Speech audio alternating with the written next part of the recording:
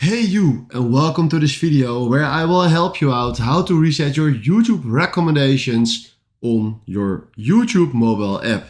And first, make sure that you log into your YouTube account, and after that tap right in the bottom on Profile, tap right in the top on Settings and go to Manage All History. Then from here you can see your history just right here, all your videos that you have watched.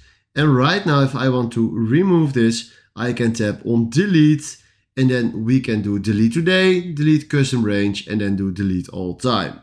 I want to delete all my details and videos that I've watched. So if I do delete all time, you can do just delete from now.